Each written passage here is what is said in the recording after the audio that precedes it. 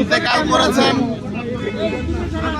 এবং এই বিএনপির সাবেক চেয়ারপারসন মরহুমা বেগম খালেদা জিয়ার ইন্তেকালে আজকে ইসলামী আন্দোলন বাংলাদেশের পক্ষ থেকে শোক প্রকাশ করার জন্য, সমবেদনা সহমর্মিতা প্রকাশের জন্য আজকে বিএনপির কার্যালয়ে এসে শোক বইয়ে স্বাক্ষর করেছে ইসলামী আন্দোলন বাংলাদেশের মোহতারাম সিনিয়র নায়েবে আমির হযরত মাওলানা মুফতি সৈয়দ মোহাম্মদ ফয়জুল করিম শাইখে চরমনাই।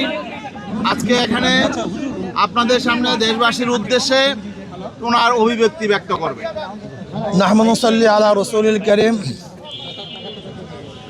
আপনারা জানেন আমাদের বাংলাদেশের অভিভাবকের মধ্য থেকে একজন অভিভাবক আজকে দুনিয়া থেকে বিদায় হয়ে গেছে। আমরা সবাই বলি ইন্না লিল্লাহি ওয়া ইন্না ইলাইহি রাজিউন। আমরা তার রূহের মাগফিরাত কামনা করছি। আল্লাহ পাক তাকে ক্ষমা করে দেন, আল্লাহ পাক তাকে জান্নাতের ব্যবস্থা করে দেন। এবং আমরা আজকে আল্লাহর কাছে এই দোয়া করব তার শূন্যস্থান যেন তার অধীনস্থ প্রতিনিধি যেন পূরণ করেন।